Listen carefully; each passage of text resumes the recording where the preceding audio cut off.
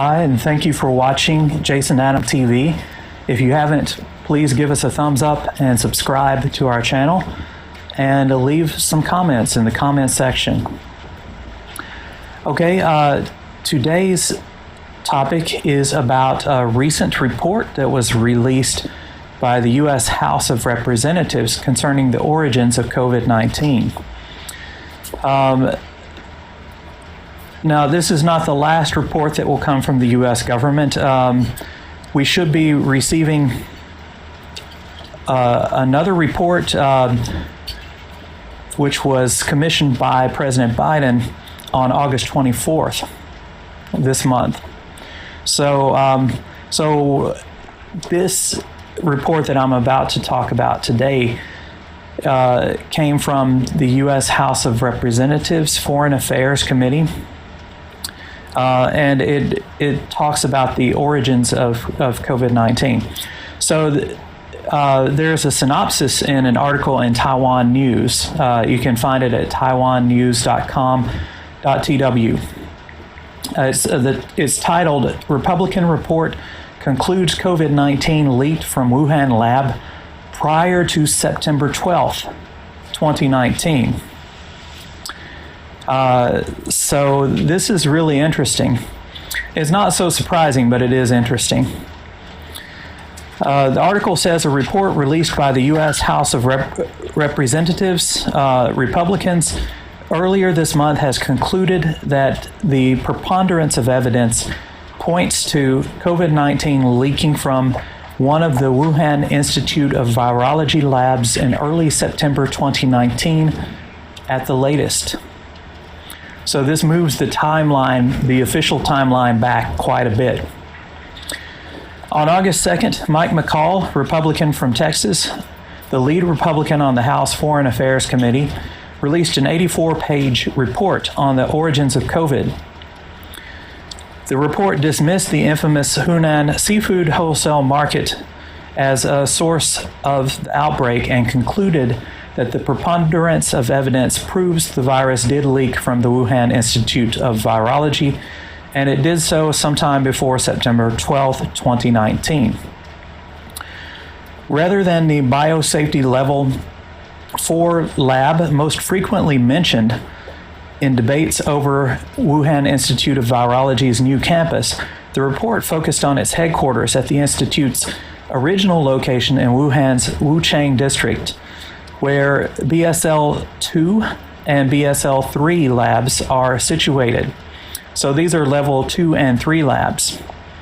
The report states that it was there that the Wuhan Institute of Virology's lead researcher, Shi Zhengli, also known as Batwoman, had conducted gain-of-function experiments on bat coronaviruses in the years leading up to the pandemic.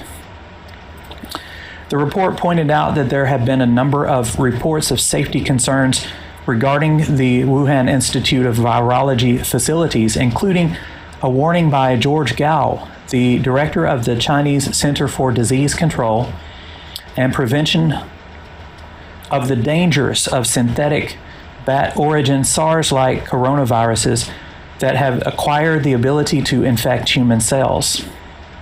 The document then listed a number of maintenance and repair projects undertaken at Wuhan Institute of Virology in 2019, including a hazardous waste treatment system renovation project.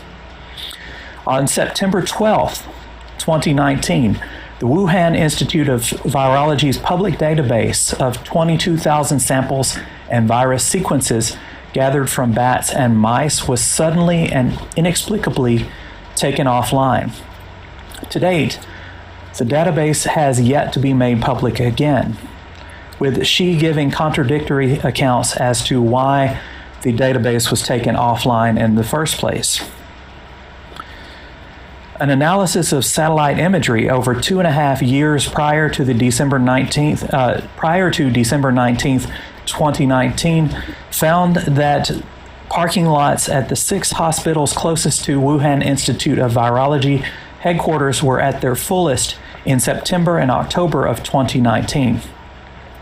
During this period, Wuhan-based searches for the terms cough and diarrhea on Chinese search engine Baidu also began to increase. So these are some symptoms of the COVID-19 virus. China's state-run media reported in January of 2020 that the People's Liberation Army Major General Chen Wei, an expert in biology and chemical weapon defense, was dispatched to Wuhan to take the reins at WIV's BSL-4 lab.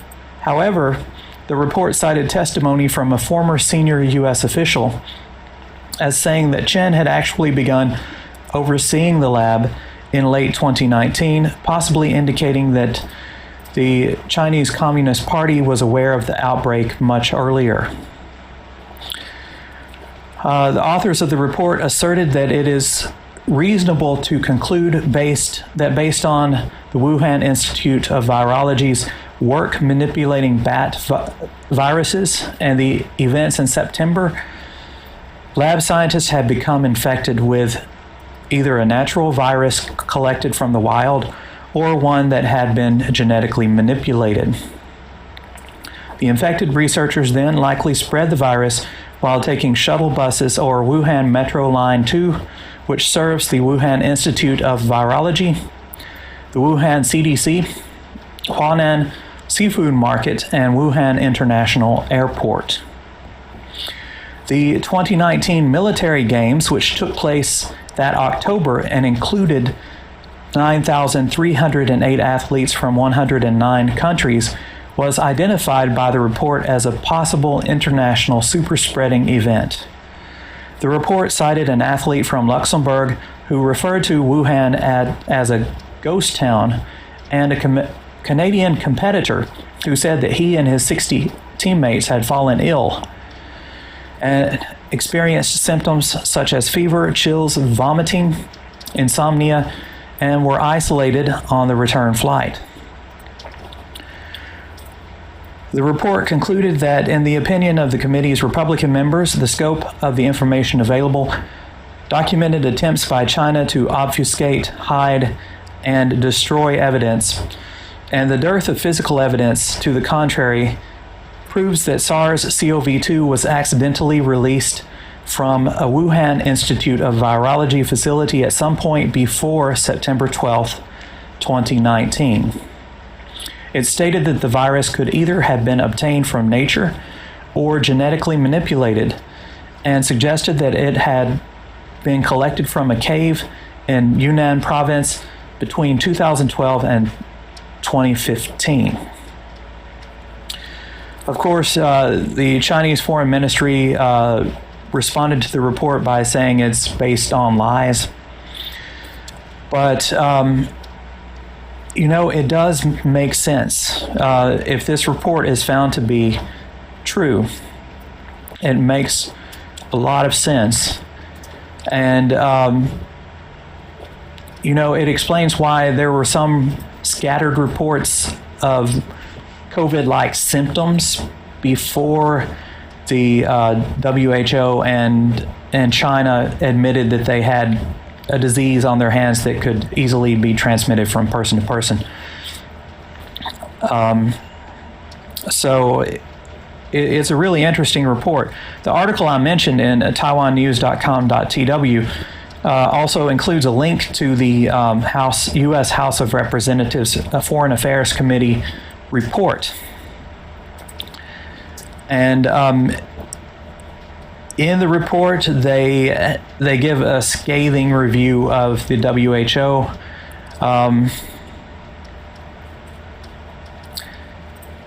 They say that, let me see if I can find it. Let me check my other link. Okay, it says in the House report, I'm quoting here from the House report. It says, in the original report, we laid out the many of the ways the Chinese Communist Party and the World Health Organization went to great lengths to cover up the initial epidemic, and how their cover-up likely turned what could have been a local outbreak into a global pandemic. The CCP detained doctors in order to silence them and disappeared journalists who attempted to expose the truth. They destroyed lab samples and hid the fact that there was clear evidence of human-to-human transmission. And they still refused to allow a real investigation into the origins. At the same time, the WHO, under Director General Tedros, failed to warn the world of the impending pandemic. Instead, Tedros parroted CCP talking points, acting as a puppet of General Secretary Xi, of course referring to Xi Jinping, the president of China. So this is very, very serious. If China knowingly allowed this virus and even helped it to escape the confines of China, then the world is due reparations. I believe in any international court that would be considered a crime. Allowing a virulent disease to spread around the world, letting people fly out of your country knowing that they are spreading a dangerous virus to other countries. And if this report is true, that's what China did. And China owes the world reparations. I won't hold my breath as to whether we will see reparations from China. But I believe that China, if it's true that it did know about this and it actively tried to silence the truth and allowed this to spread into a pandemic, killing millions of people around the world, then we need to strongly sanction China, even if it hurts us, because we can't allow this kind of behavior to go unpunished. It's just unthinkable that some government could make a decision that led directly to the deaths of millions of people and get away with it. So I'm going to wait and see what the president's report says when it comes out on August 25th. But this House of Representatives report does not surprise me. It's kind of the MO of China to try to hide mistakes, even if those mistakes are deadly ones. All right, thank you for watching Jason Adam TV. If you have any comments or questions, please leave them in the comment section below. Bye-bye.